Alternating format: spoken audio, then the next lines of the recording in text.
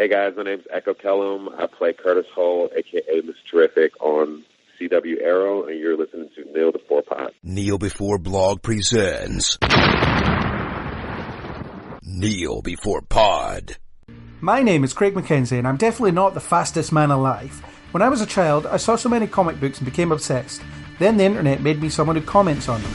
To the outside world, I'm a slightly functional human being, but blatantly I use my nerdiness to comment extensively and find others like me. One day, I'll blend into society, but that day is not today. This is Kneel Before Pod.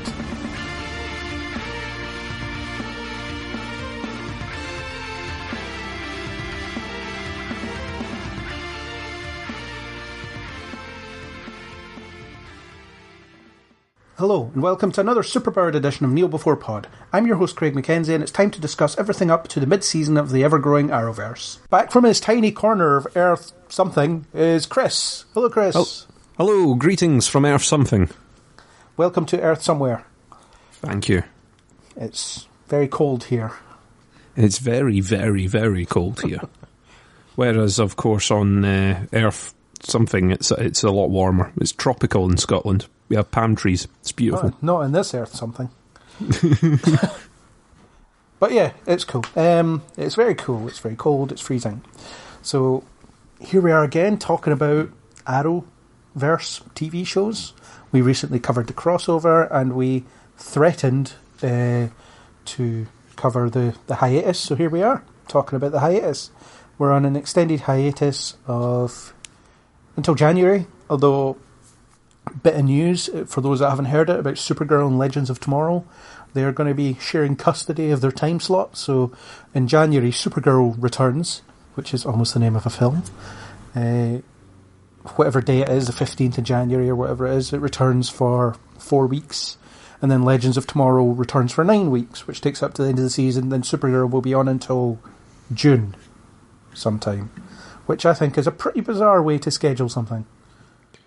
I always worry when they start messing about with schedules, because it always ends up killing TV shows. It's like they start messing about with schedules and people can't watch or don't know when to watch, and then the ratings go down, and then they go, it's the TV show's fault. It's like, no, Stop moving it around the schedule. Although I do understand why they might want to pair Black Lightning with Flash if that's their biggest ratings winner.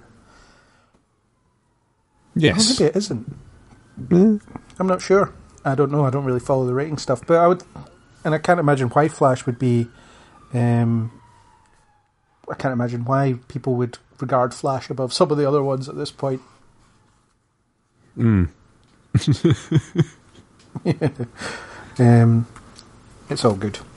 So, we're here to talk about the hiatus of all the shows. They're all on break. Therefore, we have work to do. So, if there are no objections, I'm not going to go through spoiler-free on all 4 shows. I'm just going to launch us straight into the spoiler dimension. Or spoiler, whatever. If you have not seen the closing episodes of any of the following shows, then prepare to be spoiled. Yes. So, Gideon, spoilers. Yes, Captain. Right, so here we go. We can now say whatever we want, within reason. So, we shall start in airing order. We shall go with Supergirl, which airs first. It's the first one we watch. So, season 3 so far, we have had 9 episodes, although technically 8. I don't count the crossover episode as an episode of Supergirl, because it isn't. But for more on that, listen to our podcast on that. So, on the 8 episodes, what are you thinking so far? What's your general vibe on Supergirl? It's been okay. It's not been as good as last season, I think. It stumbled a little bit for me, but I've still been enjoying it. See, I think overall it's been a stronger season than last season to begin with. I mean, I thought last season stumbled a bit after the pretty excellent Superman opening episodes, and then it kind of meandered about, and it kind of did that all season, not picking something, but from episode 1 pretty much it picked a plot line and it's ran with it. So it is another villain hanging around for 23 episodes or 22 episodes or whatever it is sort of story, but at the same time there is a focus, and I like that there's a focus. It's a bit too dark and angsty sometimes at the moment, which doesn't fit Supergirl for me. It's just stop complaining, stop being angsty, stop being heartbroken. It's like I understand that people get upset when relationships end and stuff like that, but in true CW fashion, it's just world-ending type stuff. Yeah, it's when you do it to all your main characters all at the same time that it sort of overlays it a bit. You kind of need a foil to that. So if you have one that's breaking up, you need to be one that's happy and bubbly and pulling the other one back and pulling the audience back up as well.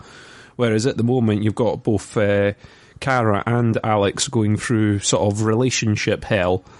So as much as you get the scenes of them having ice cream and watching rubbish movies on the sofa, that doesn't really pull you back from the rest of the episodes of them sort of having a rubbish love life and being very gloomy about it. I do like what they've done with introducing Rain with the Samantha character and the sort of slow build for that. I think that's been done really, really well this season, and I've been quite enjoying that. Yeah, I'd agree. I think Sam has been a great introduction. The thing is, it's almost coloured my perception of it, knowing that what she turns into up front. So basically, when you read the internet, when you read things and you read what people are cast as, and you put it together with what they established last season and the kind of mid-season finale type, or the season finale type cliffhanger moment where it showed her pod flying off, with Sam being introduced, so I already knew she was the villain to start with, so I was wondering how she was going to get to that. But the thing is, if you were somehow able to watch this show in a vacuum, completely unaware of what was going on, then it's just this tragic story of someone who isn't in control of what they're about to become. And it's quite an interesting one at that. And I like that the writers are playing with the fact that I like that the writers are not assuming that everyone's going to know what's happening to her, so every transition she goes through feels earned. It feels organic. It feels like something that comes from the character. Yeah, I agree. I mean, it's been quite a neat way of doing it. I like the slow relationship build between her and, you've also got her working with Lena Luthor, so she's kind of ended up integrated in the group, and it seemed like quite a natural fit. Like you say, it does, reading stuff on the internet does spoil tons for you, so you kind of go, all right, well, I knew there was something going to happen here. It's like, Odette Annabelle cast as Rain, or cast as Samantha, who will become Rain, and you don't really need to even read articles to find this stuff out, and it's really annoying. And then 2 weeks before she turned into Rain, they released a picture of it, and if you're on Facebook, you just come across these things. It's annoying, but it is what it is. Yeah, there should be a Gideon spoiler warning before before reading these articles. Yeah, there should be, but there isn't. So yeah, Sam, good character. I like that she's one of the gal pals, the three of them sitting around drinking red wine and talking about stuff. It's good, and she's become a part of the show, so therefore her downfall feels a bit more impactful because she is a part of the show, and there is a lot to lose there. She has a daughter, which I find interesting. The fact is she has this connection to humanity that will obviously play into things further on as time goes on, and ultimately it will probably be Ruby that pulls her back or whatever else. Is it Ruby? I think it is Ruby. I think it's Ruby, yeah. Yeah, I do have the feeling it is going to be that kind of thing, that she brings her back in from the cold, sort of makes Samantha take over, essentially, and brings her back. So it's not a shame it's that predictable. They might do something quite surprising with it, but it is kind of predictable what they're going to do there. Yeah, you can almost see the scene where she's holding a knife or something over Supergirl's head, about to deliver the killing blow, and then Ruby runs in yelling, "Mom!" And, it's a very emotional moment. Everyone cries, and then, I don't know, Sam flies herself into the sun or something like that. You heard it here first. That's what's happening. Season finale. That's what we're getting. She is the strongest villain of all four shows, I would say, at the moment, though. Do you know what? I'd probably agree with you, actually. Because of the way they've built her up and stuff, then, yeah, Yeah, I think so. Yeah, and I do find it a bit weird that she's been out of the world of work for years, apparently, and then suddenly she's the CEO of a company, and it's like, that's not how life works. Yeah, we wish that's how life worked. But yeah, when you see her going, oh, I've got my job interview today and I'm going to get my job and do all that, that was kind of the last position that I thought she was going to end up in. I did not expect that was going to be, oh yeah, I'm now running a large multinational. All right, okay. Although there is mention of a pre-existing connection between her and Lena, so that might have something to do with it. Oh, they haven't went into that. They haven't revealed what that connection actually is yet. Maybe they won't. I always imagine it's like a school thing or something along those lines, but... Same adoption agency. No, they weren't. Sam wasn't in the adoption agency, ignore me. She was just... Because her Earth mother finds her and thinks, yeah, I'll just keep this. Yeah, why not? Bagsy. Found it first. Find a child. This is mine now. Thank you. Hide this alien pod. Just going to drag it through. No one's going to notice. It's fine. And I like how for Rain they've been doing the Mirror of Kara, or the Mirror of Superman, really. She has her own Fortress of Solitude. She was raised on a farm, but her upbringing was far less loving. It was, so you can see where that kind of hardened edge might come from. So it's like holding up a dark mirror to Superman, even though it should really be holding a dark mirror up to Kara, I suppose. It kind of is and kind of isn't. Yeah, that's what I was going to say. It kind of is and it kind of isn't at the same time. You're getting a little bit of both, really. But I did like the sort of, instead of it being an ice fortress, it's basically in the middle of the desert. Sand fortress. Yeah, big sand fortress. I like that. I thought the it was a neat Fortress of Sanditude. Sanditude, yeah. Sandpaper fortress. I don't know. That sounds like the name of a new Pokemon, doesn't it? Sanditude. Sanditudes, yeah. I could see it. Yeah, the fortress thing was pretty cool, and I like that kind of the way she's kind of drawn to go on this journey to find it, or to find the location, and then the crystal does the rest. It's very Superman. That's exactly what he did in the first Richard Donner film. Yeah, no, it definitely seems that way, and I liked that. I was going to say scene. It wasn't really. It was about 15 minutes or so, wasn't it? About 10 minutes or so, when she's sort of driving into the middle of nowhere, and I was thinking, why is she heading that way? Yeah. And then you see it. I was like, that's a nice reveal. Drawn by an inexplicable compulsion to go that way. Yeah, and then the sort of transition scene where she becomes Rain was very powerful as well. The sort of you could see her fighting against it there. Yeah, as she did it. And I quite like the fact that, she isn't just a straight bad guy going around killing random people. She's still going after criminals and people who might be considered bad, but she's lethal. She kills them, and then whereas Kara wouldn't, and that's the difference. It's not that she's just picking people off indiscriminately, which I think would have been pretty boring. It's the fact that she has some kind of mission, and it might be just the kind of flip side of Kara's mission. Just... she's doing the same thing, but her methods are much more brutal. Yes, definitely. And that fight scene they had was really brutal. Oh, it was a very, very tough fight, and she almost. Well, we're saying almost won. She did win, just not a killing blow. Yeah, and it's funny how. A week prior to that, and at least from our perspective, Kara had fought another evil kind of version of herself and beat her. Suggests that she would have just aimed Rain at, Nazi Kara, and it would have been job done.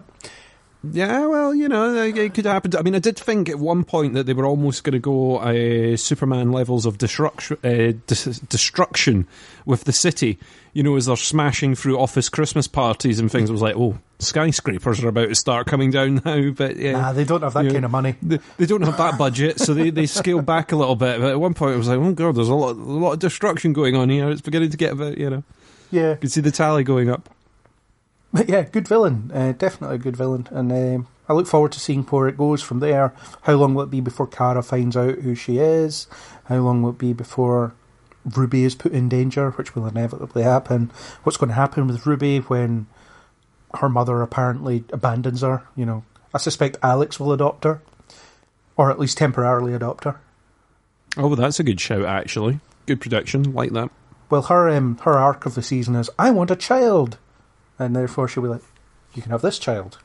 Just so happens we have one spare, just for the purposes of your plot, you know. But it'll be fine because it ties in, and it's, you know, you can forgive a bit of a contrivance when it is as neatly placed as that is.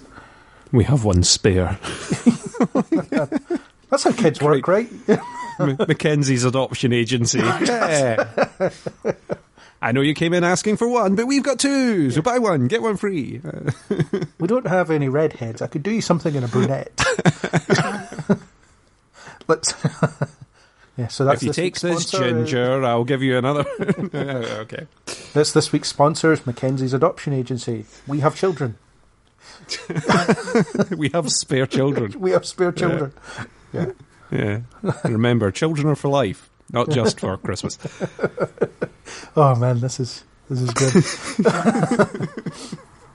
So, segue into Alex. I don't think we've any more to say about Samantha really, other than she's has a job for some reason and a child, and she's a villain. Those are her three main points. So Alex was preparing for her wedding at the start of the season. We talked about that in the kind of inaugural episode podcast where she wanted to have the biggest, gayest wedding Central City has ever seen, which I'll admit I would have enjoyed looking at. That might have been interesting. But would have liked to have compared it to the Flash wedding, you know? Yeah. But we don't get that because apparently the subject of children has never come up before now. So they split up. Alex and Maggie split up because they have differing views on children, on having children, which is a shame. Although, I don't know, if I was marrying someone, I'm no expert on relationships or marriage, but if I was marrying someone, it might be a question I'd find out before popping the question. You know, I might find these things out. What does she want out of life versus what I want for out of life? Are they compatible? Yeah, I don't know. I mean, I suppose you can take it that they've been carried away in this sort of rapid romance kind of thing, and one thing's led to another, and they've ended up heading towards marriage without going through these fundamentals, for want of a better phrase. Yeah. I don't know. Playing devil's advocate on it. But yeah, you would think that before that they would have discussed it, perhaps. Yeah, although the real reason is that Floriana Lima, if that's how you pronounce her name, was leaving for reasons that we don't know. I suppose it's not our business to know, but she was leaving the show. They didn't want her to leave, so they had to find a way to get rid of her. They had to write her out in some way, and without killing her, which I think would have set the fans off completely. I think that might have been a deal breaker for some people, at least from what I gather reading Twitter sometimes. They had to come up with some reason, and kids seemed like the most obvious one. So, and the thing is, it's that thing about knowing the background. It doesn't forgive kind of lazy storytelling, because it is still lazy storytelling. We've got this problem that we've manufactured to get rid of this character, even though it's beyond their control. The fact is, it doesn't quite work for me. That's the problem I have with it. I do prefer it to them sort of writing her out as dead, or making her go on a spiritual retreat, or or pulling what we will refer to later as the Wally. So I suppose it's a way of leaving the door slightly wedged open if she decides, oh, do you know what, I will come back, or for reasons I am now available again. Yeah. Without sort of, like you say, doing a quick death to try and write her out. Yeah, it would be somewhat more contrived to have every episode where Alex comes in and says, hey, I got a postcard from Maggie. It's like, what does it say? It's like, why doesn't she just send emails like a normal person? I don't know. It's either that or they pull a Howard's Mum out of Big Bang Theory and just always have her behind the curtain, behind the door, just leaving, you know. Oh, thanks for coming round. Oh, bye. I don't know. Just have sort of pre-recorded voice, you know, slightly off screen. What I'm glad about is the fact that the breakup was handled maturely. They handled it like adults. You know, they didn't shout and scream at each other. They acknowledged that it wasn't going to work for that reason and amicably parted ways. They even had that kind of they had a very sincere goodbye moment, and it was clear that they weren't, their feelings hadn't changed. It's just their priorities were different, and it was something that they couldn't work past. I like when people act like adults in these shows. Yeah, it's a welcome change, isn't it? Because there's so many of these programs where they do handle it almost like tantruming kids. Yeah. And you end up seeing episodes and episodes worth of it, whereas, like you say, it was a very mature, mutual breakup. As much as Alex is, and both of them appear completely heartbroken at the fact that they've come to this sort of impasse, at least, like you say, it is handled in a mature way. Yeah, definitely. And not so mature is Kara, unfortunately. She is... I don't know, she just acts a bit like a disgruntled child most of the season when it comes to the end of her relationship with Mon-El. But I understand that she's maybe not emotionally ready for that kind of event happening in her life, because it's been established that she's not the best luck with romance in the past. Although, when you look at her, you're like, what? It's one of those things. It's like, oh yeah. These hopelessly attractive people just can't find someone to be with. That's right. I don't know, Craig. Have you ever tried removing your glasses? But it's I see. Now you've taken your glasses off, Craig. I think I would be in a relationship with you now. Now you're sorry. Now put them back on for a second. Put them back on. No, it's all gone. Right, it's always these things in the TV shows. It's like they put on a set of glasses and they put on a slightly dowdy jumper, and they go, "No, they're totally unattractive now. No one would ever be interested in them." Oh yeah, and you're like, hang on a second, they are still remarkable. Yeah. It's like, yeah, so like you say, yeah, she's never been in love before, or never had this kind of romance before. I suppose maybe not that long-term a commitment, or maybe not a relationship where she's been able to be as open as she has as that. Yeah. Where someone's known that she's Supergirl, known that she's had superpowers and stuff. Maybe other relationships, she's always had to be quite closed down because, heaven forbid, they find out her secret, so... I suppose you can twist it that way, and you can give them that. But I made my thoughts quite known when we did the sort of opening episodes podcast of how I felt about the way Kara was handling it, and the way the character was. I'm not impressed with that at all. It's like she's always been quite a bubbly, bouncy character. Yeah. If you make all your characters glum, you end up doing what Flash did so badly in previous stuff, where they've had every character being gloomy. No one wants to see a gloomy Cisco, and I would go along the same lines with a gloomy Kara or a gloomy Win. It just doesn't work. Yeah, it really doesn't. And the problem with it is it makes the lead character in the show kind of depressing to watch, which you just don't want. And it persisted for longer than it should have. It was, going from I'm upset, so therefore I'm turning my back on everyone, to I'm still upset and I'm just going to be miserable around everyone. It was like the episode where she was where Lena had taken control of Catco, and she was just running around like not paying attention to anything, just doing her own thing, and it was like you're just dragging everything down. And I get that she's upset, and I can understand that she is. But I also think that there's a more realistic way that they could have handled it. It's just like the bleeding heart world crashing down around us sort of thing, and it's just not good. It doesn't feel real. It just feels like they're trying to provoke an emotional reaction from the audience, but they're not earning it. No, I do agree with you. Definitely with that. Yeah. But she does pick up, and the whole Mon-El is married thing, that's already irritating me in the way that they're handling that, because it's it's Mon-El and Imra acting all lovey-dovey around each other while Kara scowls from the sidelines. and then she's just like, whatever, I just can't deal with this. And again, it's difficult because from Mon-El's point of view, he's been gone for like 7 years. But from Kara's point of view, it's been a few months, so it's much more raw for her than it is for him. But then, at the same time, I'm tired of love triangles. Do you know what? And the thing is, like we were saying earlier on about sort of predictable stuff or potentially predictable stuff with Ruby occurring later in the season, I also have this horrible thing of thinking, yeah, they're going to get caught kissing in a corridor. The first time they finally rekindle the romance slightly, they're going to have a kiss in a corner of the DEO, and who's going to walk around the corner but the wife? And then that'll be it, and it'll all kick off again, and you're like, oh. Alternatively, she's like alternatively, she's a telepath, so she doesn't even have to catch them. Yeah, just need to catch you thinking about it. Yeah. Stray thought. Now, I'm not married, but I can imagine that would be a living hell for a husband. Just saying. Yeah. Hey, honey, do I look fat in this? How dare you? Yeah.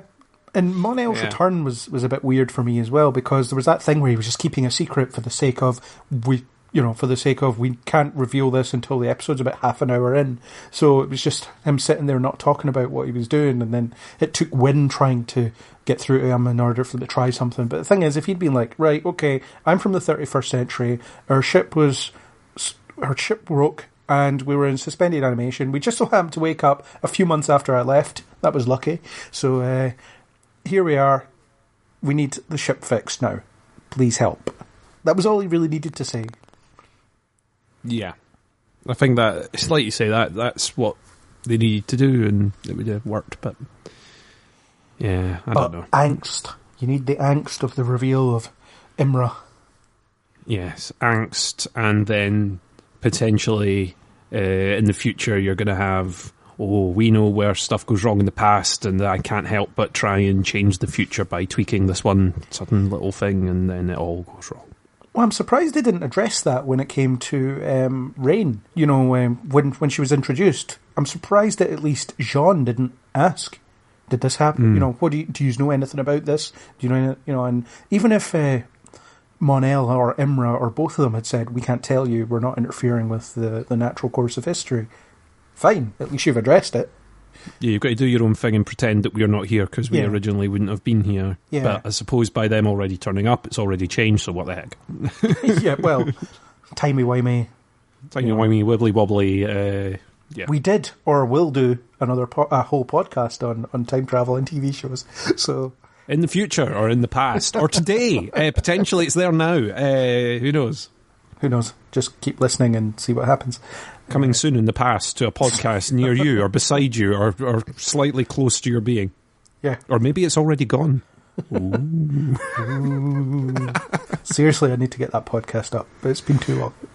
Yeah, I think we've been promising it now for about the last 8 or 9 podcasts. I think a lot of the information is now inaccurate. I think that's actually... I think it's been that long. Yeah, several shows have been cancelled since the recording. Yeah. Stargate's still a thing, isn't it? Right, okay. Star Trek The Next Generation. Can't wait for season 7. Yeah. So, Mon-El kind of turns up towards the end, and it's whatever. It is what it is. Maybe it'll get more interesting as it goes. I am interested in the fact that they're going to be introducing the Legion of Superheroes.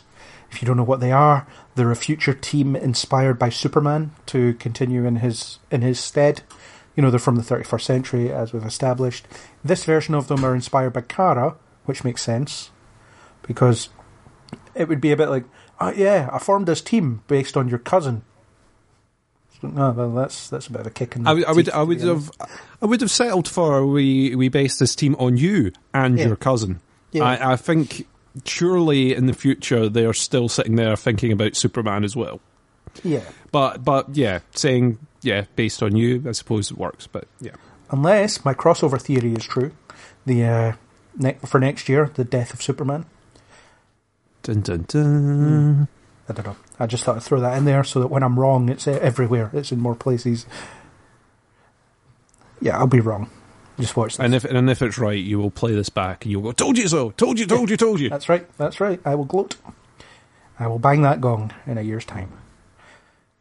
So the Legion of Superheroes, I'm looking forward to seeing what they do with that. It looks like they're all on board the ship. They just haven't woken them up yet, for some reason. Haven't cast them yet. Yeah, well, I think they probably have. But the next episode is called The Legion of Superheroes, so that gives us a big All right, clue. well, there you go. Yeah. My prediction was wrong already. Yeah. Put my gong away, hang on. So what they'll do with them is beyond me, but I'd quite like to see how, I guess, in Smallville, when they introduced them, what they had was you had 3 characters. Imra was one of them, but she was played by someone else, naturally. It was Saturn Girl, who was Imra. There was Lightning Lad. I can't remember his actual name, and I can't remember the other guy's name either. But anyway, they appeared in Smallville, and they met Clark Kent when, let's face it, he was a bit of a screw-up before he was even Superman, because it was Smallville. And they were pretty disappointed by him. They were like, this guy becomes the Man of Steel? What? And it'd be interesting to see if they go a similar route with Kara. The reaction to Kara, what do they actually think of her methods, or are they going to be really impressed by her? It's almost pretty boring if they are, like, impressed. Yeah, I would like for them to be bitterly disappointed at meeting their idol. Or even like, even if they bigged her don't up too much. disapprove of how she operates, even if it's just, this isn't quite what we expected. And it's the meet your heroes thing, right? Sometimes you'll meet a celebrity and they won't measure up to your idea of them, and after that, you never see them the same way again. Or there's something to play with there for sure. It's so many times where it's the thing of, oh, I can't wait to talk to them, or I really love their music, oh, they're coming into the studio, I'm going to get to chat to them, and then they come in, you go, oh, you're as boring as hell, oh no. Oh dear. Let's not name names, just in case. I'm not naming any names. I was almost involved in one scandal this week, so I'm not going to say what that was because no, you don't want to know. Yeah, we won't reveal the information on that podcast. We'll reveal it on this one instead. Oh yeah, litigation avoided. Yeah, brilliant. Right. Yeah, so talked about Kara, talked about Alex, talked about Monel. Jean had a bit of a thing going where he found out his dad was alive. That's convenient. The one green Martian that's alive on Mars is his dad, which is fair enough. I liked that episode. It was cool to see Mars, even though it was like very TV budget Mars, a lot of caves with red rocks in them. Fair enough. And at least they tried to explain why the white Martians were looking like humans, and specifically black people. And it was interesting because Jean showed up, it was the whole, it's a mark of respect to assume the form of a visitor. And then, since Jean was wearing the face of a black man, they all became black. So that's fair enough. And it's also a bit of visual anchorage. This is when you see a group like this, they are white Martians. Although it's a bit kind of marginalising as well. I don't know. It's good and it's bad, I suppose. But it's visual shorthand. You see it and you're like, white Martians, cool, fine. Also, you get to see John's car / spaceship, which then appears in a couple of other episodes afterwards. But yeah, I was like, I like that. Very, very cool. You also get a very nice scene of Supergirl arriving in the car to beat everyone up, which is like, to the tune of "Hit Me, Baby, One More Time." Yeah, that was. I'm bitterly disappointed that that music wasn't played throughout the action sequence. It should have stayed. Maybe they've only paid for a certain time of it, but that was. It should have stayed with that. Yeah, and that was one of the first times you saw Kara being a bit cheery, didn't you? She was very kind of very jokey and quippy in that scene in the episode. And the bit where she was talking about Jean's car, that was quite funny as well.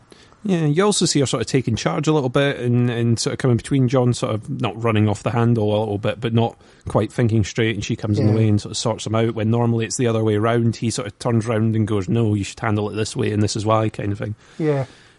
But yeah, I liked it. I liked the introduction of his dad. I like the little bits of him sort of showing him Earth and trying to explain things, though sometimes they play the gag a little bit too far. Brown water. Other brown water. Yeah. Right, okay. He's an alien, I get it. Yeah, and John's a workaholic. John's a workaholic, however, he has seen Star Wars. He has. So I like the little, let's call it a bromance thing between him and Wynn that seems to be like little brewing little moments. Yeah. Though Wynn's one of the characters that doesn't seem to have had a lot to do yet, which is a bit of a shame. Once again, yeah, it's a shame. He was quite good in the last episode, though, where he was the one that tried to take some of the emotional weight off Kara when she had to deal with Mon-El and his wife, and Wynn was like, "Have you tried beer?" Yes. And yeah, so that was a nice little friend moment. You know, he was the best friend. He saw what Kara needed and made it happen. He's had a lot of those, though, where, you know, because the other characters have all been as gloomy as hell, they've sort of went, oh, let's give Wynn a little one-liner to throw in, but it's like, it doesn't matter how much firefighting he does, that's not going out. It's like, the gloom is still there, you know, it's nice to have these little light moments, but I'd like to see him get a little bit, because I quite liked that character, especially in the first season. I thought he was quite funny, so... It wasn't in the first season so much that I liked him, at least not to begin with, although he did grow on me eventually. I think the fact that he assumed helped, the fact that he assumed that Kara wasn't into him because she was a lesbian was a bit like, well, that doesn't paint you in the best light, really, for the way you see the world, you know. But he got better, I think. I think everybody has gotten better over the course of it. But yeah, he's not had much to do other than, you know, hold the tablet and tell them what's written on it. That's Wynn's primary function most of the time. Yes, guy with keyboard. He is the Cisco / Wynn character who sits there and types and goes, they're there now. He is the Wynn character, yeah. Yeah. But Jean with the whole family stuff was quite interesting. His dad is voiced by the guy that did the animated Martian Manhunter in the Justice League series. So that's cool. A bit of a throwback there for those who are interested. They haven't done an awful lot with it since, or not an awful lot that's interesting. The idea that Jean has to get used to having a family member around, fair enough. I don't know, maybe more will come of it, but certainly the episode where he was trying to reconnect with his dad was very powerful. And the way Kara was able to facilitate the kind of healing of the relationship between them meant that, despite the fact the episode wasn't about her, she had an important function in that episode without detracting from what else was going on. Well, I'm kind of looking forward to the standalone episode now, that the standalone series. Now that he's got his own flat with his dad, I'm looking forward to the sort of fish out of water comedy thing that's going to be happening. You know, it's going to be Frasier, but with Martians. Yeah, yeah. Why not? You know, he'll bring his brother in. Oh, his brother's alive too. Fine. Yeah. You know, he's been on the planet for years. He's just arrived. What will the two get up to? What will happen next? Yeah. Stay tuned, folks. Yeah, and they'll get a dog. Be interesting. Yeah, I know. Yeah. Martian and Sons. Martian in Manhattan was shot in front of a live studio audience. Yeah. Martian Manhattan, with emphasis on the yeah. I don't know. There's a concept there. So CW, if you're listening, we're interested in writing it. We're available for your writer's room anytime. No, seriously, we're available. That's it. I really need the money. Yeah. On to Lena, I suppose. She hasn't had an awful lot to do either. Although, what she has had to do has been quite interesting. Her taking over at Catco is a bit strange because it's like she's she's moving into journalism and getting under James's skin and possibly getting under James in other ways as time goes on. Did I say that out loud? I think you did. I'm pretty sure you did. Yeah, so Lena is doing stuff. I quite liked the one where she thought she was responsible for kids having lead poisoning.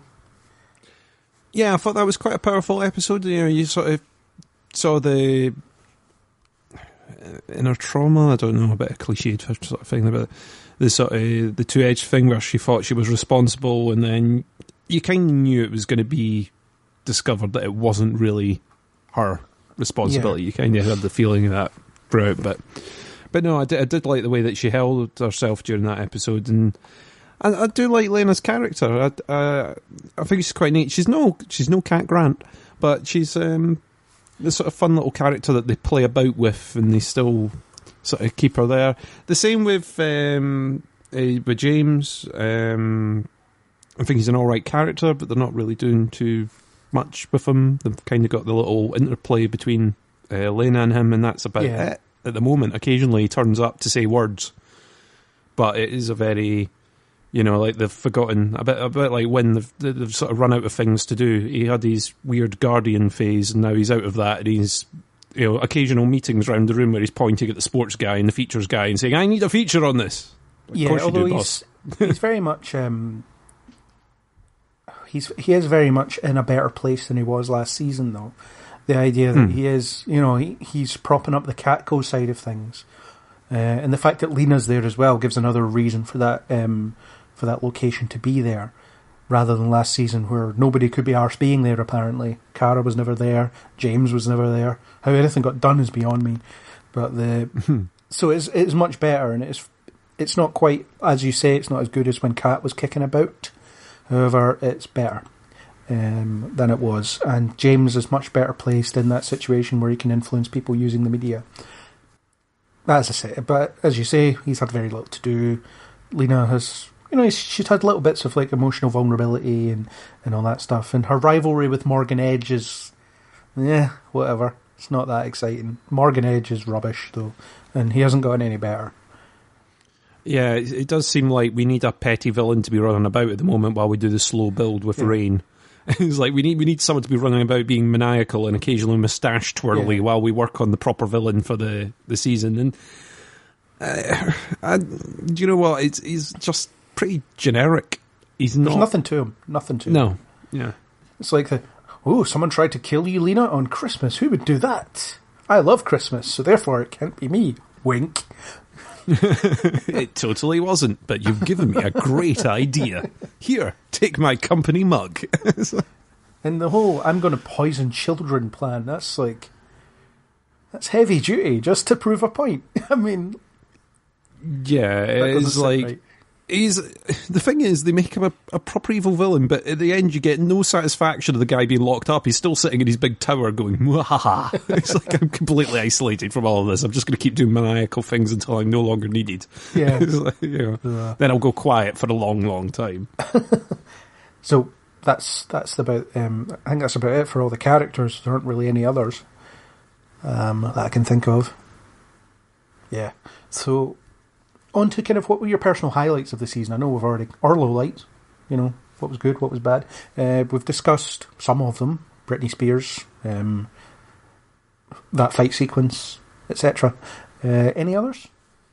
I kind of liked the episode where they went home and they sort of explored a little bit of Kara and Alex's past, them getting to know each other's sisters, the little Smallville, Smallville in an episode was quite a nice little, it was a change, it kind of took you out for a little bit, so it was like, you know what, I thought that was a nice little thing to do.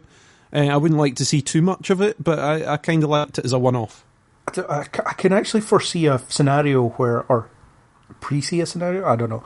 There, at some point when they were probably workshopping the show, they must have thought about why don't we do Smallville, but with a girl? And a similar concept was rattling around in people's heads, where you had a young Kara and a young Alex at high school solving mysteries, which is essentially what Smallville was in its early days. It was, and I'd have watched it. It would have worked. I think it was good. I mean, the episode itself was good. It had absolutely nothing to do with anything that was going on. The relationship angst stuff was kicking in. It seems like they were fine after a good night's sleep. It wasn't clear whose flashback it was, or indeed if it was anyone's flashback, and it wasn't clear what impact it had on them from then on. So it was just kind of like, we need to make some time to film the crossover. We'll have them go to sleep. We'll do this entire other episode with other actors, and then they'll wake up, and that's it. And for itself, it was an incredibly charming little episode. I thought they nailed the actresses playing the younger versions, especially Alex. That's like Josh Brolin type casting for, when he was young Tommy Lee Jones, and it was pitch perfect. The young Kara did a good job as well. She wasn't quite as good, but she was still good. Again, and it was nice to see her with a bit of attitude when she was younger. That she seems to have all but lost in her mid-20s, if that's how old she is. No, I liked it as a little standalone thing, and like you say, I don't know whether when they were pitching stuff they went, we could do some kind of different, slightly tweak Smallville thing.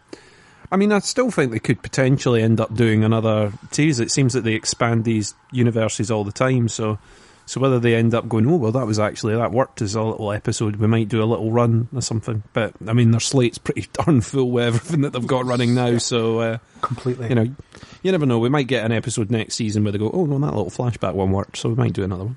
Yeah, why not? Or just little extra scenes with those young actresses again.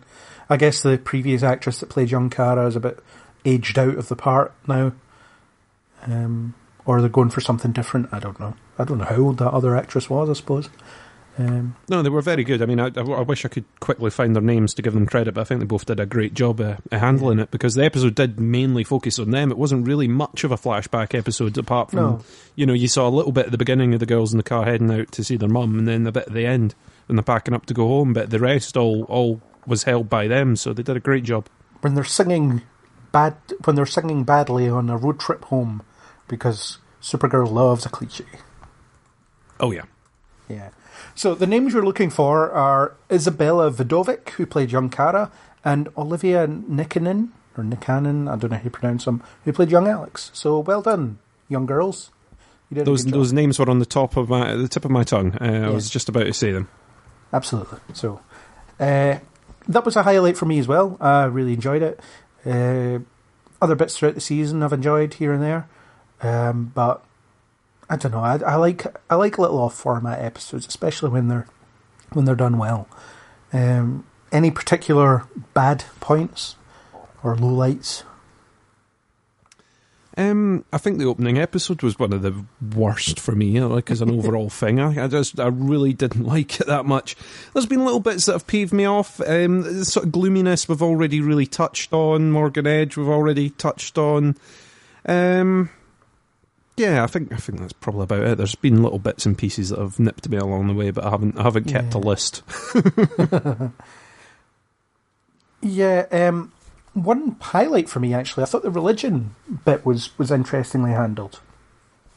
Mostly because I like the nuanced approach they took. Maybe nuanced is the wrong word, but it was a complex approach. The idea that people might worship Kara because she has a saviour of sorts, who saves people from the brink of death, and the thing is, you've got an organised religion that supports, that worships Kara, and she has no right to tell them that they're wrong. It might make her uncomfortable, but she can't tell them that they're wrong to do so because of the freedom of religion stuff that we enjoy as a society. So it's interesting to see that angle explored, and the fact that she has to kind of deal with this. Of course, the fact that they're essentially mental means that they can't stick the landing on that, because you've got people that are burning buildings down or putting themselves and others in danger in other ways to get the religion to have an experience with Kara, who swoops in to save them. But she won't save everyone because she can't, and that's that's where it kind of falls apart, because you have that, because you do have those complicated ideas, and then they can't follow through fully on them because they have to be the villains of the episode. Yeah, I kind of get that. I did enjoy that episode. I enjoyed the way they've handled it, and I've enjoyed the way it's kind of still rolling on as like a source for knowledge, an extra little sort of source, because he's always read all the material and things. Yeah. So I thought that was, it was another episode that I quite liked, and the bit I found interesting was they're worshipping Supergirl because she's a peer, but you presume that there must be alternate things where they're doing the same for Clark. You'd imagine so, yeah. I found James's account of what it was like to be saved by Superman for the first time was to be really haunting in the way he delivered it. Like the way he was like, well, I almost worship Superman, so I understand where these people are coming from. And it's an interesting perspective to be the saved from certain death type thing. And the fact is they brought in the first episode again, the plane crash, from his perspective, so he sees this essentially angel appear from the heavens to pluck him from certain death, and it must be quite a transformative experience. I did experience it, but yeah, I did like that line of it where they did show the plane crash again. And I was like, oh, there's a plane coming down. Oh, this is very familiar to the... Because I think they opened the episode with it, pretty much. That's right, yeah. I was like, oh, this is very familiar. This looks like the exact same... Oh, it is the same one. And I was like, that's... I thought it was a neat way of doing it. And one thing that really stuck out in my head as well was Kara's panic attack. I thought that was very well performed. And apparently they were sort of celebrated by the media and things like that for a kind of frank and honest portrayal of anxiety and mental health. The fact that Kara wrecks the elevator in Catco and it's not brought up again, that's besides the point, I suppose. But then, the way she performed it, where she was in the elevator and she felt the walls were closing in on her, and then you got that flashback to her leaving Krypton in first person. Even though the visual effects were slightly ropey, it looked great. It was really cool just to see, all right, she is actually a bit claustrophobic because she was in this pod for years. Yeah, I mean, it must have been an experience. I forgot about that scene, actually. It was really, really well handled. Yeah. I was just quickly looking over reviews as I was, here, and it was like, that was in that episode and stuff. That's what happens when I don't prepare. I don't really have any major low points other than the angst and stuff that we've already talked about. Yeah. So, and my prediction for the rest of the season is that that Rain will have a duality to her that will be the source of her defeat. To defeat Rain, they'll have to get through to Samantha. That's what's going to have to happen, and depends how they do it. But it might be predictable. Yeah. Just yep. Yep. Sorry, I couldn't forget that. Yeah. Cool. So should we move on to Flash? I don't know how long we've actually spent talking about Supergirl. I know. I really should be timing that. I think we did Supergirl pretty in depth there, but yes, on to Flash.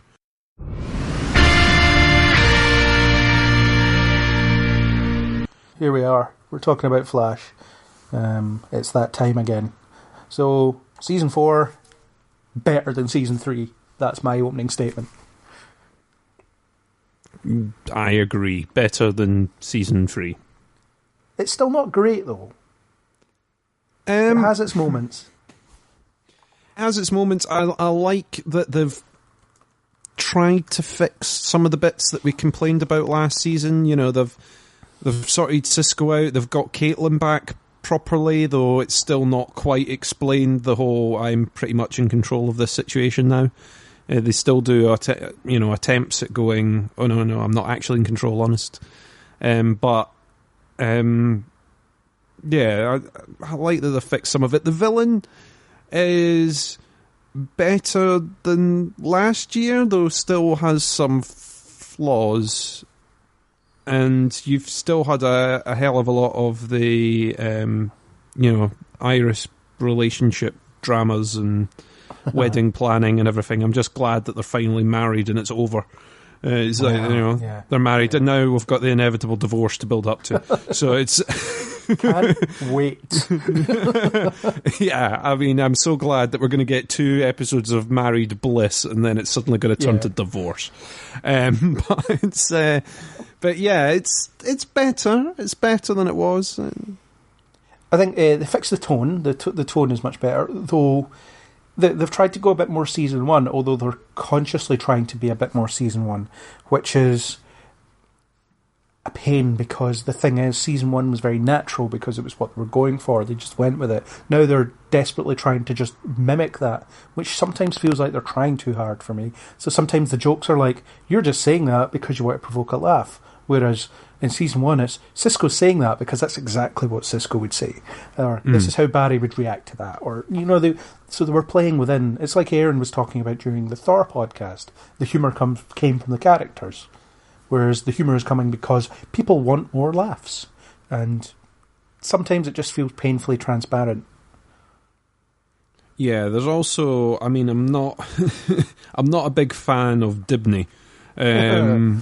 It's comedy Dibney is not pleasing me much. Or Disney, as Harry Disney, called him once. It was a character, and then I was like, oh, he's joining the team? Oh, brilliant. Great. Could they not put him in meta jail with everyone else that's been slightly forgotten until they come in handy again? If only Barry had someone he could impart wisdom to as a sidekick and teach him how to be a hero. Oh, he could be used for totally. that. I wonder. You know, someone that had like a similar power set who could be useful in so many situations as a team up. Someone that he's sort of worked with before, got like an almost familial bond to that he could use. Yeah, I get what you're playing at. Sadly, that character doesn't exist. I don't believe so. The problem I had with Dibney is his lessons also feel very manufactured. So you've got that episode where Barry's trying to teach him ethics, or ethics and how they relate to being a superhero. Fine, no problem there. But he's like, save the innocent person and then go after the bad guy. And it's like, Barry, in the time you said that, you could have saved the innocent, took them to hospital, and got the villain in jail. Right? You've already established that he is faster than he ever has been. So, if he is fast, use that. Yeah, well, this is this is the problem with Barry, is that they seem to permanently change. They seem to randomly change his power level and his ability depending on what the hell they're handling. Yeah. And like you say, this is supposed to be Barry at his fastest. He has beaten Savitar, he's done all this, he's beaten other speedsters, he's beaten Zoom, he's beaten all these people. And yet he still manages to be whammied by the worst metas in the world that come out, you know. Yeah. I am, and you go, oh, come on, please. It's like, at this point, he should now be zipping about, collecting all the bullets, having everyone tied up, everyone saved, and all done. But obviously, for plot and story reasons, and to make the episode longer, it's like you've got to have him being defeated and doing these things where it's like, oh no, I'll leave this one to Dibney. And it's the morality thing, like you say, when he's going, oh, now what you've got to do is you've got to save the innocent person and you leave the villain. But Dibney's completely incapable of taking on those particular villains, and the only reason he's having to do it is because Barry has done something stupid in the first place and somehow managed to get himself caught in a situation that he wouldn't be in the first place. And the thing is, I can also understand if Barry was taking a risk-based approach to training Dibney. So he thought, right, this villain isn't going to be a huge threat to us, so I can afford to stand back and let Dibney realise these lessons on his own. That's an interesting idea. That's the idea of Barry is almost putting people in danger in order to teach this new hero a lesson. That's that's showing growth as a hero and things like that. But the idea of no, you must save the innocent and then go after the bad guy, and it's like, well, there are two of you, so one of you could do one and the other could do the other, and I don't know, I think Barry had a sore leg at that point or something like that, didn't he? But at the same time, there's only so far the bad guy can go, so you still got time to do both. Yeah, I do think there's a case of that. I mean, I got it with the mugger situation where the guy tries to mug him. And with the gun, and you're like, oh, I'll let you handle this. Okay, now here's your first lesson. And I kind of thought, okay, that's quite funny, it's quite neat, and it's understandable. Almost. Yeah, but then there's the bit where Barry rushes the guy off to hospital when he's not in his Flash costume. Yes. So maybe he gets changed en route. He drops him off at Star Labs, quickly gets changed, and then zips off to the hospital. I don't know. Or he just leaves him on a gurney outside and never gets seen. I mean, but when you look at it, I know what the Flash looks like. He's some generically handsome, dark-haired guy. I mean, it's the other bit is when you go, well, Cisco's proven himself now. He's pretty comfortable with his powers. He's, we saw during the crossover that he's quite happy to take on people in a fight now and use his abilities well. So if you were going to team up with someone to maybe go and take on a villain in a way, would you not just go, Cisco, why don't you come with me and we'll leave Iris standing there with the computer and the headset? Yeah, it's problematic. And Dibney isn't that good. I know the elongated man from the comics, and his defining trait, other than stretching, is that he was one of those superheroes that was in a very committed and healthy relationship. And they've turned this guy into a sleaze.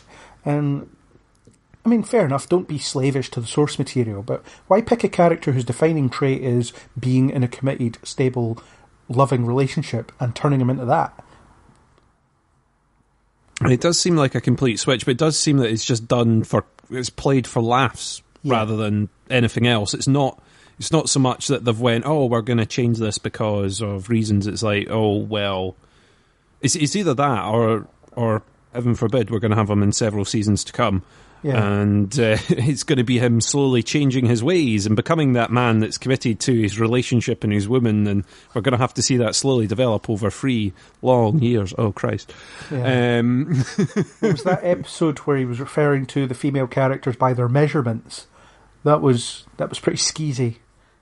Oh, what, from the bus? Yeah. Measuring them on the bus, yeah. And he said to Caitlin as well, I'm sure he referred to her by her measurements. I'm starting to understand why Andrew Kreisberg was fired. Let's not get onto that subject. Yeah, let's not.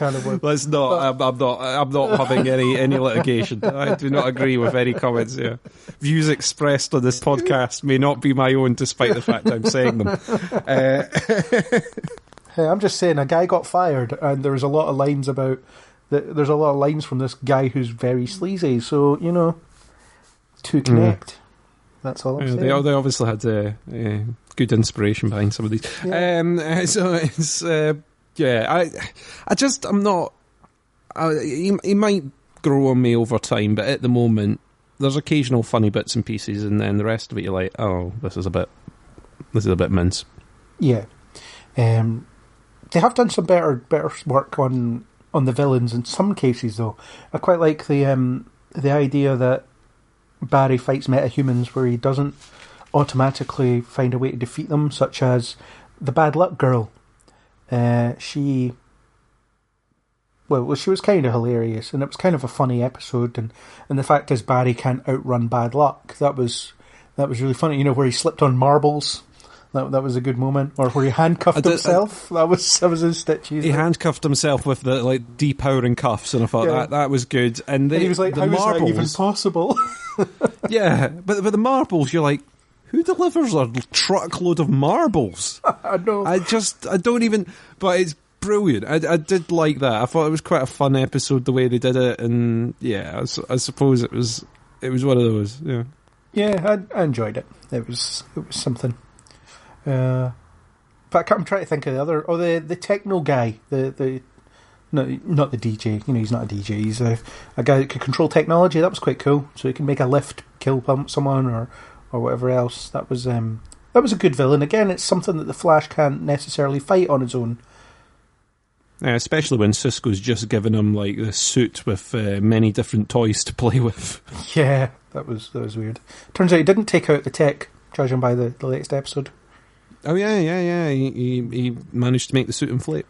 Oh, I quite liked the lenses. Those were cool, and the heads-up display and things. Keep that. I mean, that was cool stuff. Just a thought. But yeah. They still haven't managed to cram it into a ring yet, like they promised 2 seasons ago. That'd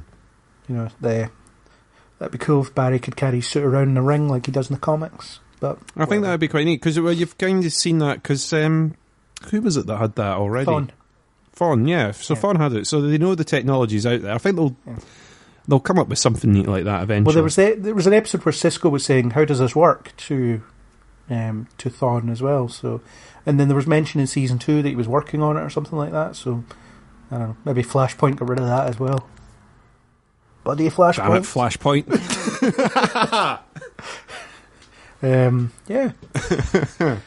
Yeah. So, I mean, on to the Barry and Iris relationship. Oh, yeah. The dreaded subject. I just find it tough to watch because I don't care. I don't really give a crap about either of them in that context. And the problem I have with it is something quite fundamental. I don't understand why they're in a relationship. What does Barry like about Iris? What does Iris like about him? What do they like about... What is it about each other that makes them feel the way that they keep saying that they feel? Because you don't see that. It just doesn't exist. So it's... And I think a part of it's to do with the fact that they constantly just show us milestones. So you don't see quiet moments of them just sitting together and, spit and just chewing the fat a bit, just chatting or doing stuff. So I don't understand why the relationship is in existence. I don't, and I still find it quite creepy that essentially that's his sister. Yeah, it was Joe's speech at the wedding. My two kids, getting married to each other. Yeah. It's great. Yeah. Yeah, it's totally like, it's like, you're just sitting there thinking, it's still pretty much his sister. I know genetically speaking everything is alright, but however, on paper you're sitting there going, no, you're related. You spent your related. Awkward hormonal teenage years being in the next room to one another. How can you get past that?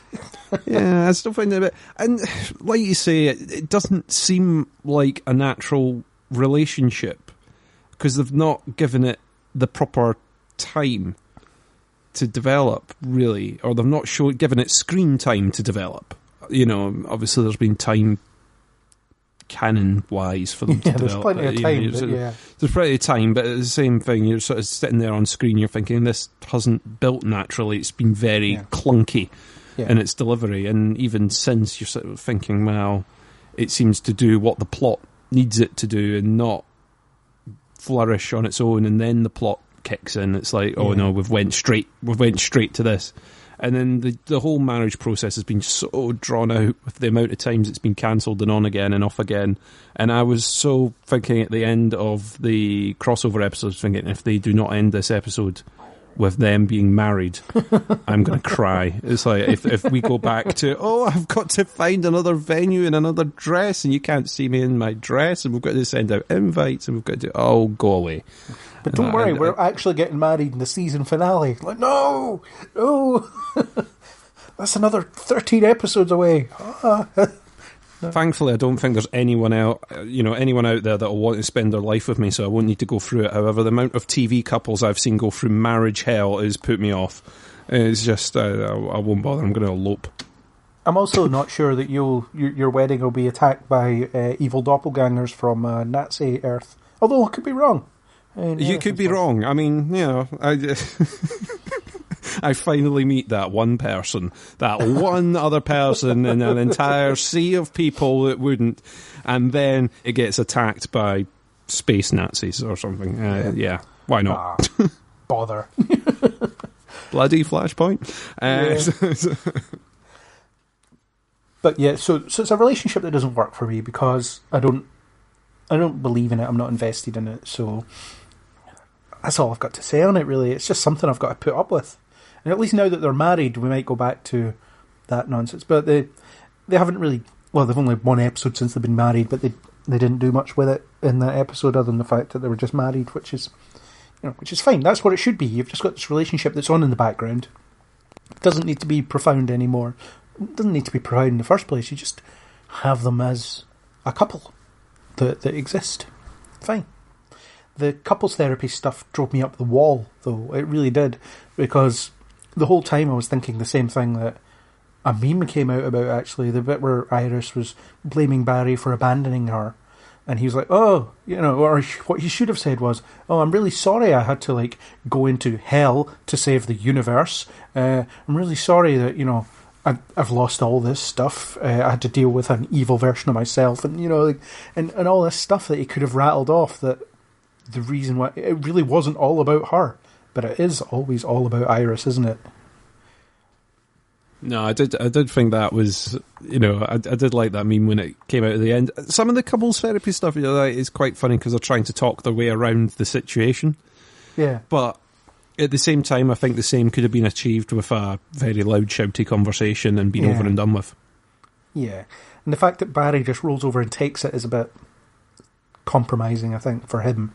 Because I think that his argument should have been heard, but he just kind of acquiesced to what Iris was thinking. And this whole "we're the Flash" nonsense. Nah, shut up. Iris isn't the Flash. But also, who died and made her team leader? Why is she team leader material? Cisco's been doing this a lot longer. He has powers. He's a genius. Why is Iris team leader? Yeah, I don't get that. I mean, her newspaper career was going so well over that one article that she did. So, and no, the one article that she hasn't even written yet. Yeah, the article in the future that she will write. She's working on it slowly. But she has the wording in front of her. Oh, nightmare. But, yeah, they seem to have segued away from that. They haven't mentioned what she does, but she's clearly not a journalist anymore, because she can't be. I don't know. I'd love to find out that suddenly she's been actually writing all these articles in the background and just going into work and then coming along. I mean, when you see how much time Joe spends at Star Labs rather than in the precinct, you think, yeah, his boss will be going, where the hell is he? It's like, oh, yeah, right, but there Joe's a senior detective. He can come and go as he pleases, and he could be saying that he's liaising with people on a case, which he is. So I suppose, yeah. Yeah. But Iris is the team leader, and in theory, I like the idea that she was tested, her leadership skills were tested by, okay, we have 2 people captured, what do we do? And she's like, well, we try and find both. And everyone's like, we can't find both. It taxes the satellite for some reason. We don't have enough bandwidth. You're the tech guy. Do satellites have bandwidth? Do they have enough to scan for 2 things?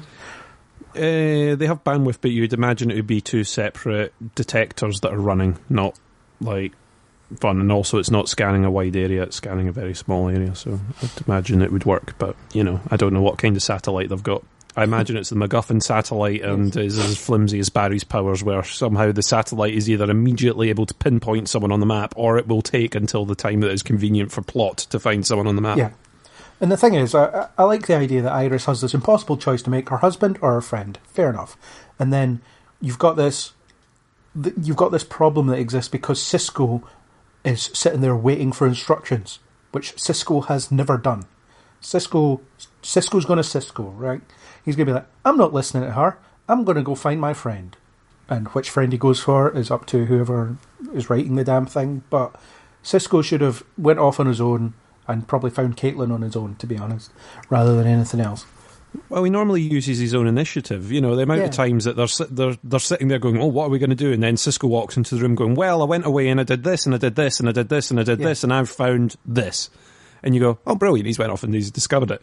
Whereas in this particular episode, like you say, instead of going off and being Cisco and doing his thing, making a patch so that the satellite can work better, or focusing on Caitlin, he goes, no, I'm just going to sit here and wait and fall out with Dibney.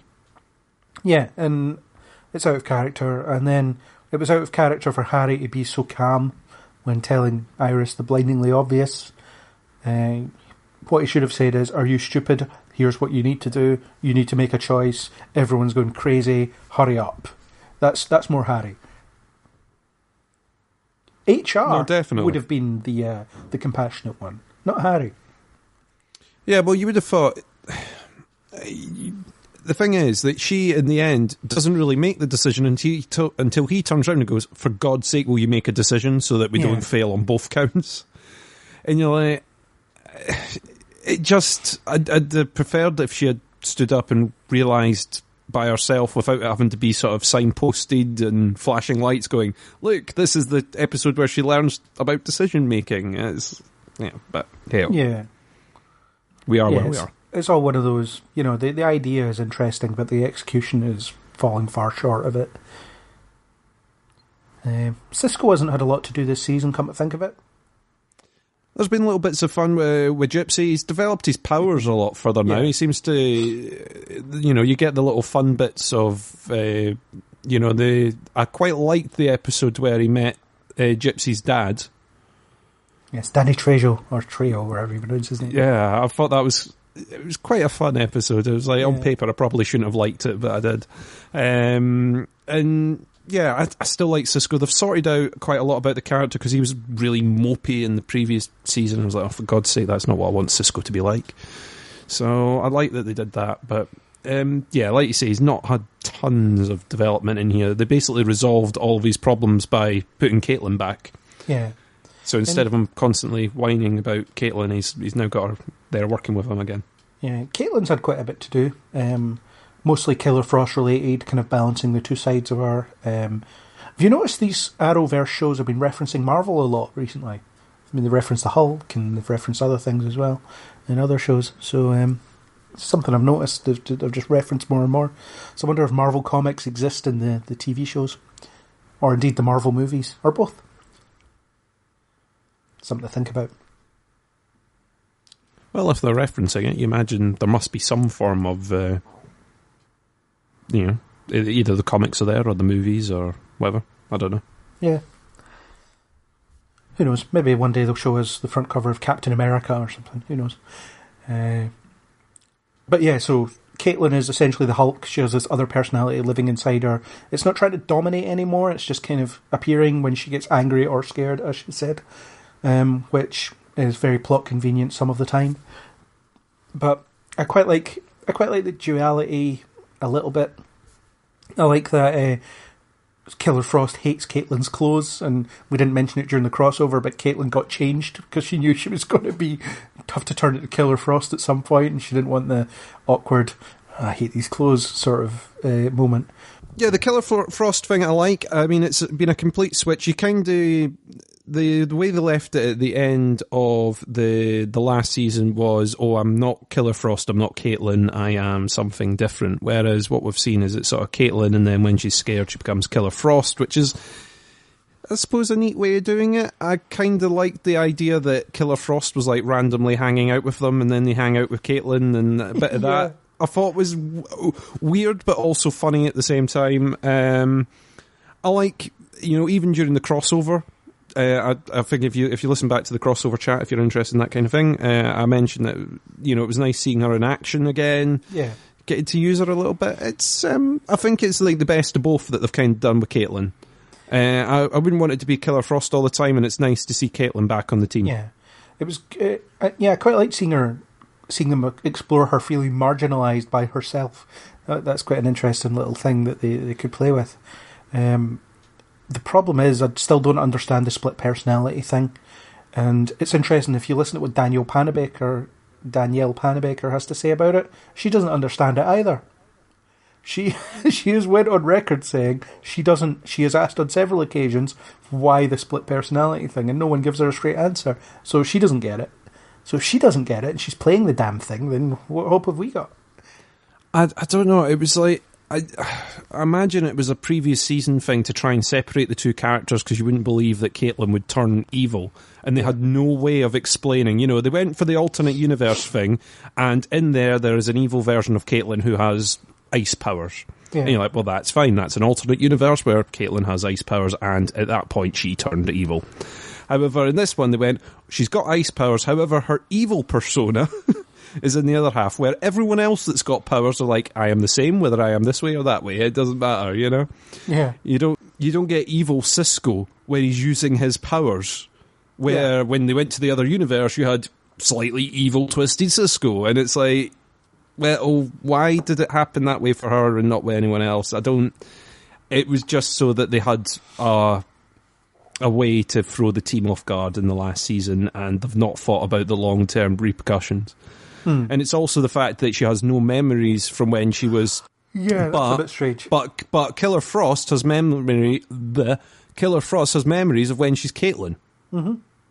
It's not like when Killer Frost arrives, she goes, where the hell am I? Why am I here? It's like she instantly gets to action, taking out the bad guy, and not going, who am I supposed to be killing here? Obviously, Caitlin's scared, so why? I'll just kill everyone and get out. Yeah, and I like that she has her own villain as well in Amunet, however you pronounce it, played by the excellent character actress Katie Sackhoff, who was in Battlestar Galactica, among other things. And she's good. She's a bit lame, power-wise, and the fact that they keep letting her go confuses me. Yeah, she keeps sort of getting away, and you're like, well, surely this is another one of those... It's not that she keeps getting away, it's they keep letting her go. They told her to go away both times. Yeah, it's like, that's to say, yeah, you're fine. We can deal with you later. I mean, I really like Katie Sackhoff. It's good seeing her and stuff. And I got to admit that when she first came on, I was like, she looks familiar. Where have I seen her before? I mean, despite the fact that she's in this ridiculous sort of get-up as that character and very sort of over the top, but quickly on IMDb going, who's that? But she was English accent as well. Yeah, she was. I like that she's sort of got her own villain, and it's kind of a little subplot, but it's still tied into the main plot. They've done it quite neatly. Yeah. In particular with that final episode, they sort of tied the two together when you at first think, oh, well, this is completely unrelated, or almost unrelated. Because that everyone that got the powers on the bus was, due to the thinker. Yeah. But, you still kind of thought, well, this is a separate bit. But, very, very neatly done, I think. It's been a nice little sideway thing. Yeah, and since you mentioned the thinker, it's a good time to talk about him. Clifford DeVoe and his wife Marlize, the thinker and the mechanic, respectively. They are the main villain of the season, at least as far as we know for now. I have problems with the fact that the writers can't seem to write the smartest man alive. So the thing is, a lot of his plans seem quite random. And then when Barry directly asked him, what's your plan? He said, "You wouldn't understand." No, that's a cop out. You wouldn't understand means we haven't written it. We have don't no know. idea. Yeah. And there's also, as you said in the first episode, when his last line was, "I'm thinking," his line should have just been all part of the plan or something. Yeah, I'm thinking, as in, I haven't quite thought of this yet. Hang on, give me a second. No, this should just be the first step in your intricate 100-step plan. But also, I always hate these plans where it all falls on coincidence. Yeah. It all falls on, things. So in particular, that last episode is like, oh, well, they finally got married, which I suppose was on the cards, yes, but, then it all falls apart and then all things. So I get to send them the knife. Oh, yeah. What had happened if the wedding hadn't went ahead? What was just going to knife arrive in the post anyway? Or, Yeah. It's... there's little... Someone sent me a knife. Oh, great. It's only half a set. Okay, cool. It's like... But I just... Like you say, it's like when they've got plans and then... You sit there, especially that last episode, where it's like he had caught Barry, he had him in the trap, and it's like, what have you got me here for? And you're thinking, what has he got you there for? Surely this is now when his whole maniacal plan comes into action. He's got Barry exactly where he wants him. No, he just keeps him there for the episode while he mooches about and does other stuff. Yeah, and it was also the Barry's escape, where he stood still really fast, so he was unviewable to the human eye. That's fine as an escape plan, but that if DeVoe is as smart as he's supposed to be, he should have seen that coming a million miles away. He should have been like, okay, Barry's power set is this. What's going to happen is he's going to try this, and I'm not going to fall for it. Or why didn't he just put some kind of power dampener in the force field? Because otherwise Barry wouldn't have been able to get out.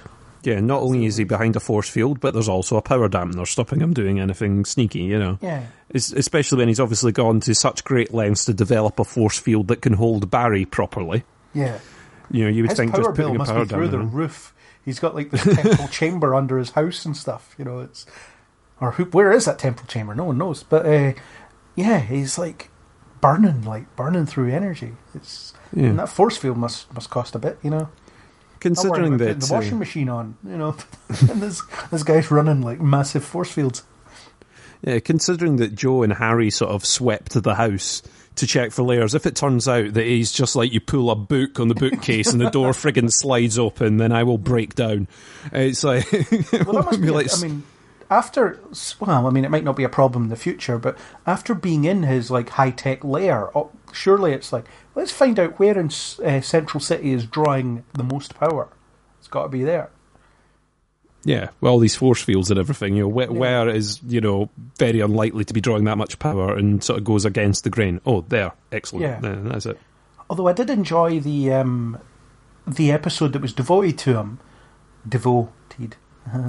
I see what you did there. I didn't even realise until after I said it. I'm really not the smartest man alive, but I'm not pretending to be. So yeah, I'm kind of with you. I quite like that episode of the origins of a villain, and I'm getting his powers, and then why he would go out, and then he ends up in the chair, obviously. And yeah, I kind of liked it as an origin, a little origin story, a little standalone thing.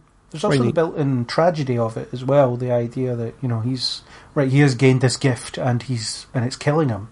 That's there's tragedy to that, and he even mentions about you've got these metahumans. They get their powers and they use them to rob banks or hurt people, and he wanted to do good. And then I don't understand what turns him into the villain that he becomes.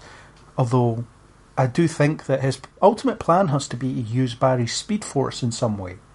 I mean, that seems pretty obvious that he wants to do what pretty much every villain in the show is wanted to do.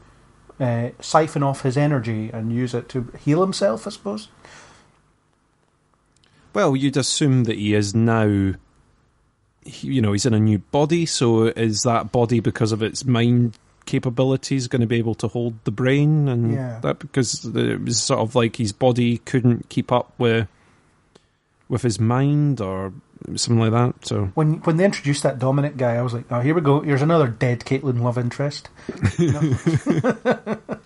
Because they were getting a bit kind of, well, not flirtatious, but you know that any guy she talks to for a length of time is essentially going to be in some kind of romantic plot with her. You had J/Hunter, Julian.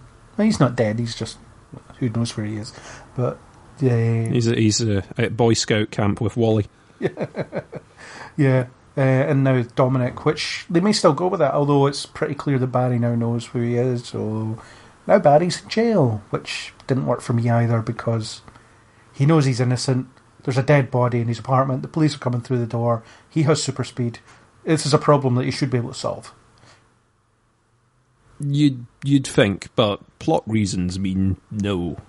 Yeah, I mean, that you need Barry off the table for the next episode where something's going to happen and the team could really do with a speedster if only they had one available on the phone. Again, thematically it's interesting because Barry is essentially working to protect people. He's upholding the rule of law and all that. So at the end of the day, at some point he has to be faced with the scenario where he has to trust the system that he's supposedly upholds. So the fact that he turns himself in and he's going to trust the system to get to the right conclusion is in theory quite an interesting idea. It is, but you can kind of predictably tell that it's not quite going to go that way because he already handled the knife, so his fingerprints are going to be on the knife, and then they're going to go, well, where were you? And they're going to say, oh, he was over with us at the Christmas party. But no, he can't be because he was over at the flat so quickly. How could that be possible? You must be lying. And Barry's obsession with DeVoe when he knew he knew the truth, or at least he thinks he did. Well, he didn't know it for certain, but he was looking for evidence. And so you had that whole episode where he was running about mad, just like trying to find out some shred of evidence that supports his claims. And everyone else is like, stop it, Barry, you're obsessed here. And we as the audience already know that DeVoe's the bad guy, because we've seen it, and so it makes the whole thing, it's like we're just waiting for half the cast to catch up with what we already know. And it lessens the effectiveness somewhat. I mean, in order to make that work, you might have had to have DeVoe introduced in that episode. The problem that I had with it was the bit at the end. So after spending the entire, and this is the thing about the sort of, we're going to set him up, whatever. The whole thing about, we're going to lead him round in circles and hide it and say that it's not me. And then at the very, very end, he comes to a lecture, he sits in the lecture with the restraining order and everything already sitting there and goes, all right, why not? I might as well just reveal myself now. Yeah, I'm the cackly villain. Wahaha, we've got plans for you. And then off goes Barry, goes back to everyone who has said, it's not him. And he goes, I just went to see him again. And this time he revealed it's definitely him. And everyone goes, we don't believe you, Barry. There's no way that he just revealed that he's an evil supervillain to you. They go, all right, we're accepting of this now. We'll just go with it. DeVoe's the villain and move on. And you're going, well, he's not brought any evidence. He's just said, I spoke to him and he said it's him. Yeah. And the bit where Barry was raiding his house, the fact is he even faced through the wall wearing a hoodie, took the hood off so that it could be photographed, and then proceeded to kind of speed around, but not completely. So there are two ways that he could have stopped himself from being discovered there. One, could have just went into the house, kept his hood on, and vibrated his face so that no one could make it out. Or two, run around faster than a camera can pick you up. He could have run faster than a camera. He could have worn a balaclava, for Christ's sake. He's a CSI. I can understand him not wearing the Flash costume because it's not going to be like the Flash broke into my house kind of thing, but wear a balaclava and travel too fast for the cameras to pick you up, and that way you're just covered. It just looks like any person breaking into his house. Yeah, he could have done that without being discovered. That's another plot thing that needs to be done. It was just like a bit of Barry being stupid because the plot needs Barry to be really stupid, you know, and in the several, like, in the ways that different metas have escaped him, it's just Barry being a bit dopey at that particular moment in order for them to escape. It's also a bit of a shame that you've got rid of Neil Sandilands already. Or presumably you have. I mean, I don't know if he'll appear and there'll be some kind of head battle, you know, that they often do in these mind control things. So it'll go inside and Dominic will be fighting back or whatever. That's possible. But nominally it seems like he's gone, which is a shame. Although I wonder if they're just going to be burning through bodies for the rest of the season. And what's his wife going to think? I mean, presumably she's in love with him in that body. So is he? There's got to be some kind of adjustment period to a different everything. Yeah, I mean, I quite like the way they've been playing it up until now, their relationship, especially when you sort of see the flashback that kind of explains a few things. So, yeah, there's kind of the power couple at the moment. They're working quite well together. I mean, House of Cards style, they've got a big conniving plot and they're all working together for now. Yeah. But then once their plan is almost complete and he claims credit for it, is she just going to get peeved after all the work that she's done to build it? And, you know, the only way his plan, I think, is going to fail is when she starts to lose faith or wants her own, you know, starts playing to her own agenda. I suspect that's how it's all going to come to its head. You're going to have potentially Dominic fighting back within his own mind, along with the wife sort of betraying him in some way or, you know, slipping up. Yeah. And then that's when it's all going to come crashing down towards the season finale. And it looks like the next couple of episodes are going to be a riff on the comic story of the trial of the Flash, which I'm quite interested to see how that plays out. I imagine since Cecile is a lawyer, she'll be involved. I don't know, though, but she must be involved in some capacity, I would think. You know, you've got a character who's a lawyer, why bother paying another one? Considering how economic they are with use of characters when it came to Iris's bachelorette party. Yeah, but is she the district attorney or is she the... I think she is. I think she's the DA. So she'd be on the prosecution side then, wouldn't she?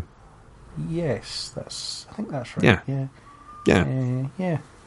Because it'd be the public v Barry, so Barry will need a different lawyer on his side then, unless she's not... Well, what they'll probably say is that she's not allowed to prosecute because she's part of the family kind of thing. Yeah. Maybe she represents him, though. Who knows? We shall see in January. So, I mean, on the subject of Cecile, she's pregnant for some reason. It's another child that can supersede Wally, I suppose. But such a shame. After the success of Wally, we bring you... Yeah, the other child. I can hear the child in the background crying already. It's, but yeah. Well, I suppose it's just I hate saying this about kids. We've already done one thing about kids, but it's like insert the plot device. Although Joe's reaction to like find out he was going to be a dad again was great. You know, the look on his face was priceless. And then the way they approached that, the whole. You know, he's not apparently he's not quite 50 yet, and the prospect of raising another child is exhausting to think about. Well, he's already got Iris and Barry and Wally. I think that's enough for any man. Guy deserves a medal. I know, jeez, yeah, he has some kind of bizarre incestuous marriage in his own house. I don't really have much to say about that. It's just another thing that's going on. Cecile's pregnant. I was like, okay, really? Fine, I suppose. We'll see. It gives other character motivations, reasons for, you know, all these kids now are sort of independent, so it's, it sort of changes Joe's motivations a little bit and he's forward thinking, maybe. Yeah, possibly. So what are your highs and lows of the season so far? Anything particularly good or particularly bad that we haven't already discussed? We've already kind of discussed the fact that they've kind of got the team back together properly again. They're aiming, or they seem to be trying to fix some of the flaws, so I'm quite happy about that. Lows, the Iris West wedding type thing, Barry Allen, Alan West wedding thing. I'm like, Ugh. But apart from that, it's still ticking along. I'm not rushing to each episode like I would like to. So that's about it. Yeah, I'm much the same. I think it's better. They've taken some steps to fix things. I think giving the female characters something more to do is a good move, because they were kind of oddly marginalised in previous seasons, especially Iris, and that shows really obviously in the episode where her bachelorette party, where her guests are Felicity, who she's spoken to like twice, Caitlin, who they established they weren't good friends before this point, her dad's girlfriend, and was that it? That was it? Yeah, I think that was it. Yeah. So she apparently made no friends while she was at the newspaper, or college, or high school, or anything else she's ever done in her life. She's apparently made no friends, no other female friends. And that kind of shows how poorly developed she's been up to this point. I understand the whole economy of characterization, and you have to pay extra actors, and they're standing around. It's like, who the hell is this? But at the same time, for crying out loud, like she's ostensibly like a popular, attractive, friendly girl, isn't she? So therefore, should she have made some positive impressions on people over the years? You'd think so. Well, like you say, she's had her own work life, she's had her own independent life for all this long, so she should have her own friends, and you would think they would maybe show some dotted about, but like you say, even in the wedding, you don't really get that much of an impression, Both sides of the room are pretty busy, however, you don't meet any of them, so... Yeah. Strange. It's just... But they're taking some steps to fix it. Maybe Iris is just one of those people that as soon as she has a boyfriend, she just forgets about everyone else. I've met those people. Just a thought. Could be. It would explain a lot.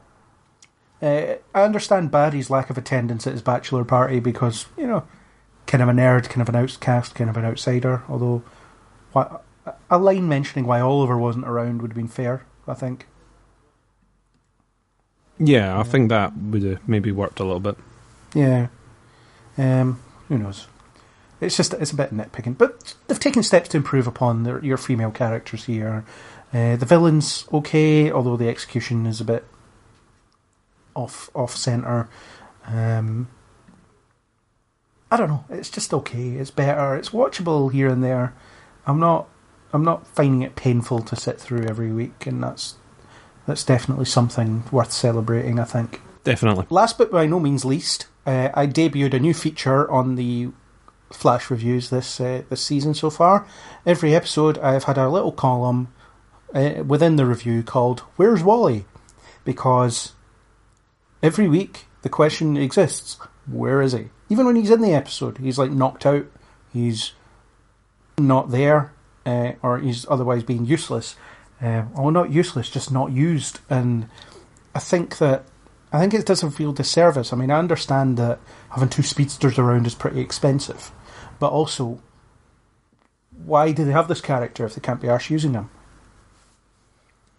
I completely agree with you. I mean, a lot of the times when Wally's in an episode, he's essentially propping up one of the pillars in the sort of cortex bit, standing there in the background, not being used, not getting to really interact with the plot at all, apart from occasionally ask Cisco a science question, for the audience. Explain to me why this works, kind of thing.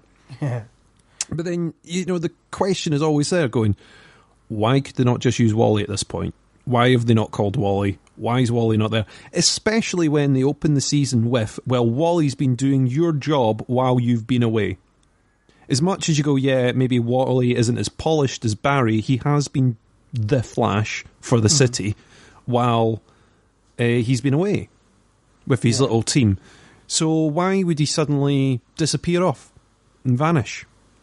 Yeah, he keeps mentioning about going on a pilgrimage to Blue Valley to find himself, and then he came back a couple episodes later and said, I don't know if I found myself or not, I'm just back. And then, he wasn't at Barry's bachelor party, he wasn't there when Barry was kidnapped, he buggers off during the crossover after the first episode.